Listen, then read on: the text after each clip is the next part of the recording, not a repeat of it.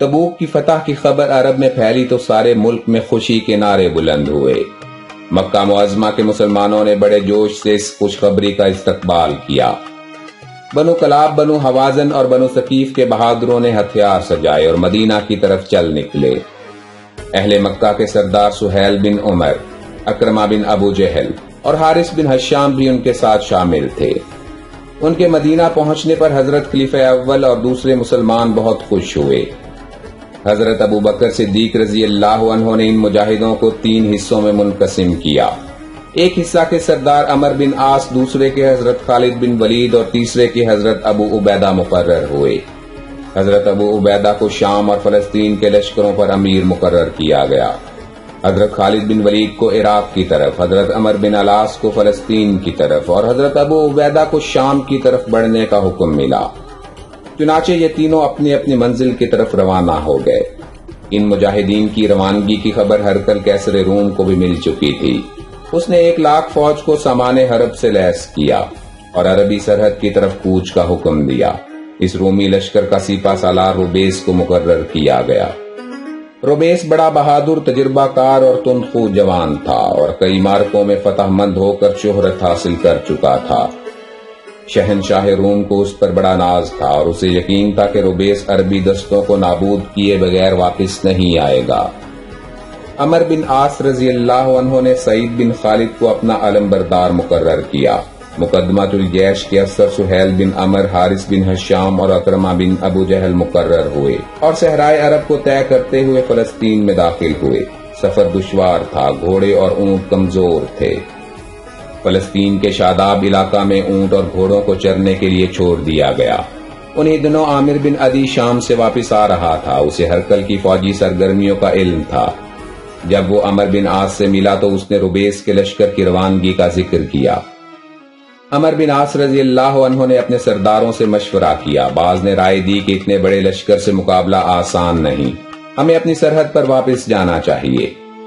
سہیل بن عمر اور اکرمہ نے کہا، ہم تو خدا کی راہ میں شہادت کی آرزو لے کر آئے ہیں، 1 قدم بھی پیچھے نہیں ہٹیں گے۔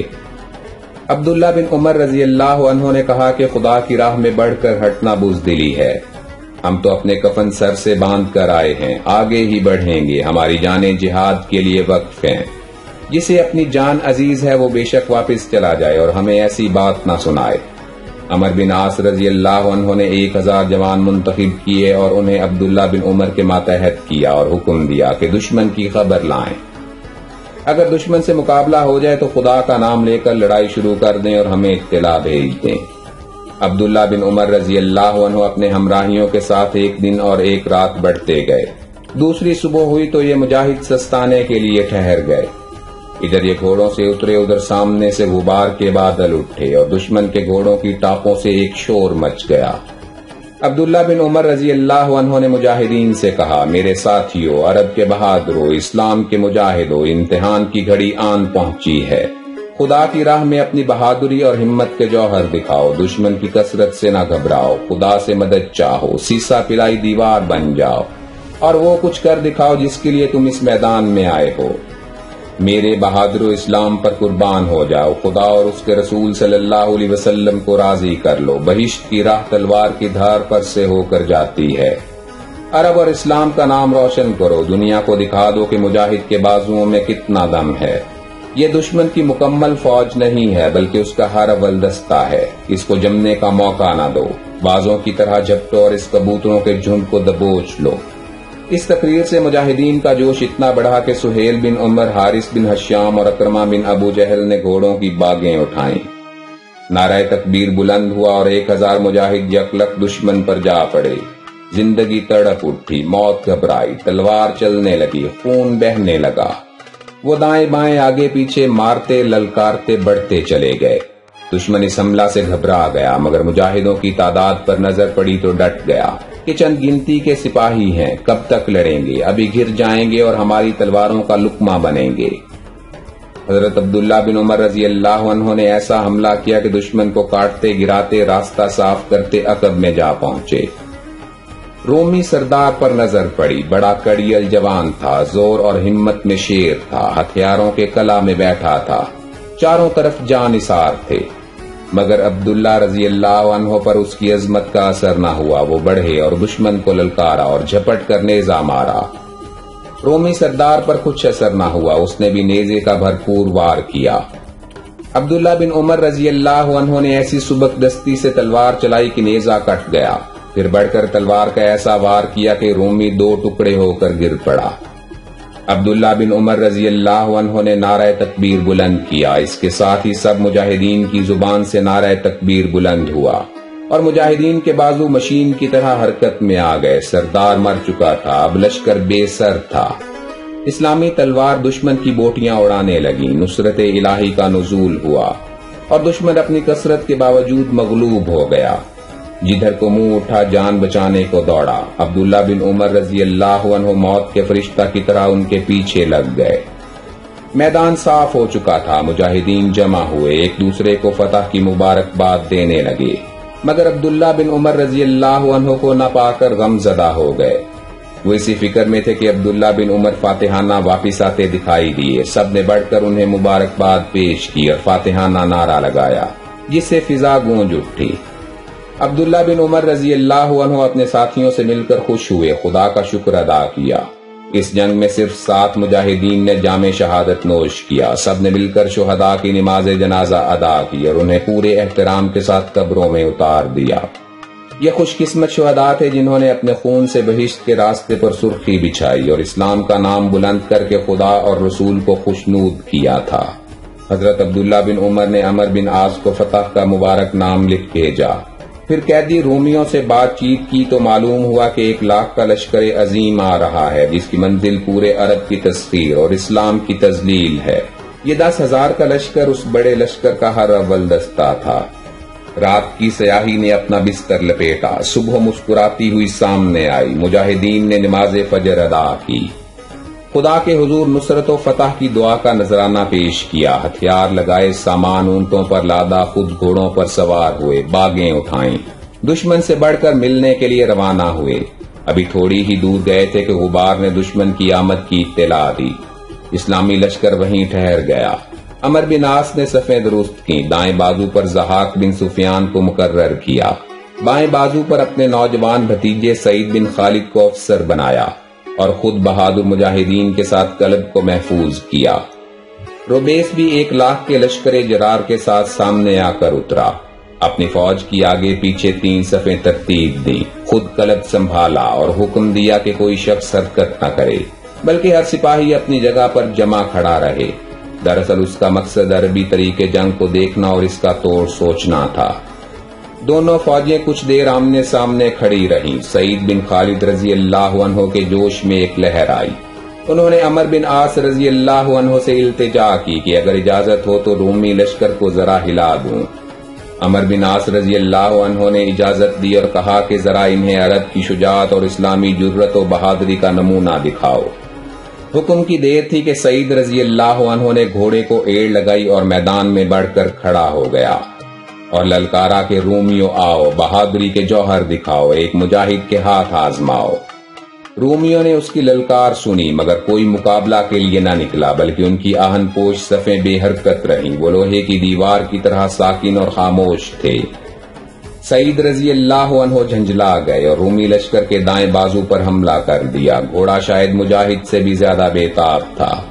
شیر بھیڑوں میں گھس گیا.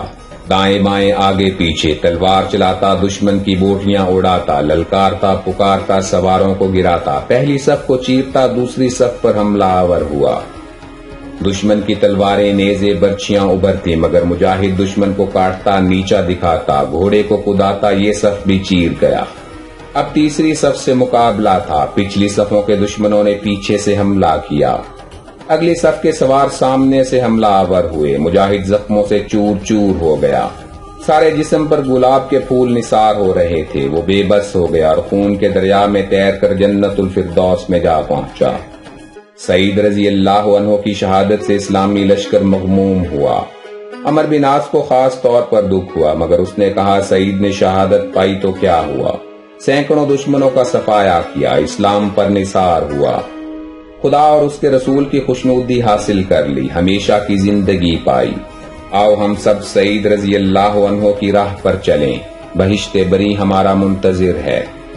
عمر بن عاص رضی اللہ عنہ کے الفاظ میں بجلی تھی جس سے ہر مجاہد کے دل میں آگ لگ گئی۔ سب نے گھوڑوں کی باگیں اٹھائیں، نعرہ تکبیر بلند کیا اور دشمن کی صفوں میں گھس گئے۔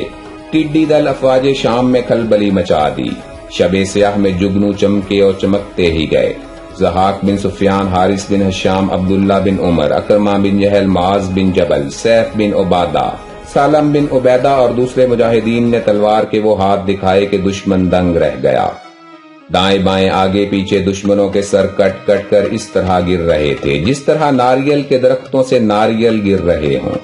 مسلمانوں نے کشتوں کے کشتے لگا دیے، زخمیوں کو رون ڈالا، موت کو دشمن پر مسلط کر دیا، ان سے زندگی چھین لی۔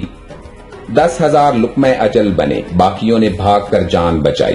روبیس کے بڑھاوے، بہادری اور تجربہ کاری کچھ کام نہ آئی۔ فوج بھاگی تو وہ بھی بھاگ اٹھا۔ وہ تو بہادروں کا سردار تھا لیکن بھگوڑوں کا سالار بن گیا۔ جان بچی، لاکھوں پائے کا وظیفہ پڑھتا فرار ہو گیا۔ میدان خالی ہوا تو عمر بن عاص رضی اللہ عنہ نے اپنے مجاہدین کا جائزہ لیا۔ 130 جواں مرد شہادت سے ہمکنار ہو چکے تھے مگر سعید رضی اللہ عنہ کی لاش نہ ملی۔ آخر تلاش کرتے کرتے ان کی لاش بھی مل گئی، بری طرح کچلی ہوئی تھی۔ عمر بن عاص رضی اللہ عنہ اور دوسرے مجاہدین کی آنکھوں سے آنسو نکل آئے۔ شہداء کی لاشیں اکٹھی کی گئیں اور نماز جنازہ پڑھ کر انہیں دفن کر دیا گیا۔ پھر مال غنیمت جمع کیا گیا اور ابو عامر رضی اللہ عنہ کی نگرانی میں حضرت ابو عبیدہ کی خدمت میں بھیج دیا گیا۔ حضرت ابو عبیدہ ابھی تک سرحد پر ہی کیمپ لگائے بیٹھے تھے۔ ابو عامر مال غنیمت لے کر پہنچے، لڑائی کی کیفیت، مجاہدوں کی جان نثاری اور سعید رضی اللہ عنہ کی شہادت بیان کی تو حضرت ابو عبیدہ خدا کے حضور سر بسجود ہو گئے جس نے 1,00,000 دشمنوں پر چند ہزار کو مظفر و منصور کیا۔ خالد بن سعید رضی اللہ عنہ نے جب اپنے بیٹے سعید کی شہادت کی خبر سنی تو بے تاب ہو گئے اور حضرت ابو عبیدہ سے عرض کی کہ مجھے اجازت دیں تاکہ میں اپنے بیٹے کی قبر کی زیارت کو جاؤں۔ حضرت ابو عبیدہ رضی اللہ عنہ نے اسی وقت عمر بن عاص کے نام خط لکھا اور اسے تاکید کی کہ تا حکم ثانی آگے نہ بڑھیں۔ یہ خط خالد بن سعید رضی اللہ عنہ کے حوالے کیا اور کہا جاؤ یہ خط لے جاؤ اور اپنے بیٹے کی قبر کی زیارت کراؤ۔ خالد بن سعید نے اپنے شہید بیٹے کی قبر پر فاتحہ پڑھی، کیمپ میں واپس پہنچا اور ہتھیار پہن لیے۔ عمر بن عاص رضی اللہ عنہ سے کہا کہ مجھے اجازت دیجیے کہ میں دشمن کے تعاقب میں جاؤں۔ عمر بن عاص نے کہا دشمن سے ابھی تک جانے کتنی لڑائیاں ہوں گی اور بہت مواقع آئیں گے، جی بھر کر ارمان نکال لینا، جلد بازی کی کیا ضرورت ہے۔ خالد بن سعید رضی اللہ عنہ نے جواب دیا کہ میں اپنے بیٹے سے ملنے کے لیے بے تاب ہوں، اپنے لختے جگر کے ساتھ نبی کریم صلی اللہ علیہ وسلم کی خدمت میں حاضری کا شرف حاصل کرنا چاہتا ہوں۔ شاید میرا یہ حقیر نذرانہ قبول ہو جائے اور اپنے آقا و مولا کا قرب حاصل کر سکوں۔ میں اب نہیں رک سکتا اور آپ بھی مجھے روکنے کی کوشش نہ کریں۔ عمر بن عاص رضی اللہ عنہ نے دیکھا کہ خالد بن سعید اب نہیں رکیں گے تو 100 مجاہد ان کے ساتھ کر دیے۔ یہ مجاہد گھوڑوں کو اڑاتے ہوئے آگے بڑھ گئے۔ ایک سرسبز میدان آیا، گھوڑوں پر رحم کھایا اور انہیں چرنے کے لیے چھوڑ دیا۔ خالد بن سعید رضی اللہ عنہ کو سامنے ٹیلے پر کچھ آدمی دکھائی دیے۔ انہوں نے سوچا کہ یہ دشمن کے آدمی ہیں، اگر انہیں گرفتار نہ کیا گیا تو یہ واپس جا کر دشمن کو ہوشیار کر دیں گے اور ممکن ہے کہ دشمن اچانک حملہ کر دے، انہیں گرفتار کر لینا چاہیے۔ انہوں نے اپنے ساتھیوں سے کہا کہ ٹیلے کے گرد پھیل جاؤ اور ان کو گرفتار کر لو، چنانچہ انہیں گرفتار کر لیا گیا۔ جب پوچھا گیا تو انہوں نے بتایا کہ اہل عرب کے حملے سے ہر طرف افراتفری پھیلی ہوئی ہے، اجنادین میں رومی فوج جمع ہو رہی ہے، دیہات سے رسد زبردستی جمع کی جا رہی ہے، ہم اپنا گاؤں چھوڑ کر بھاگ آئے ہیں تاکہ اپنا آپ بچا سکیں۔ خالد بن سعید رضی اللہ عنہ نے پوچھا رسد کہاں جمع ہو رہی ہے؟ جواب ملا یہاں سے قریب ہی ایک درہ میں۔ پوچھا کہ رسد کی حفاظت کے لیے کتنے آدمی ہیں؟ جواب ملا کہ 600 مسلح سوار ہیں۔ خالد بن سعید رضی اللہ عنہ نے کہا کہ اگر تم ہمیں درہ تک لے چلو تو ہم تمہیں آزاد کر دیں گے۔ ایک آدمی رہبر بنا اور درے تک لے گیا، اسے آزاد کر دیا گیا۔ مجاہدین نے نعرہ تکبیر بلند کیا اور رومیوں پر جا پڑے، رومی بھی جم کر لڑنے لگے۔ خالد بن سعید رضی اللہ عنہ نے رومی افسر کو دیکھا جو اپنے سپاہیوں کو بڑھا اور لڑا رہا تھا، تو انہوں نے فوراً حملہ کیا، دشمن کو مارتے بھگاتے، تلوار چلاتے، کاٹتے گراتے رومی افسر کے مقابل جا پہنچے، اور جاتے ہی ایک ایسا نیزہ مارا کہ رومی افسر کا سینہ چھید کر پار ہو گیا۔ افسر کی موت سے رومی بد دل ہو گئے، تھوڑی دیر لڑے اور 120 لاشیں چھوڑ کر بھاگ گئے، درہ خالی ہو گیا۔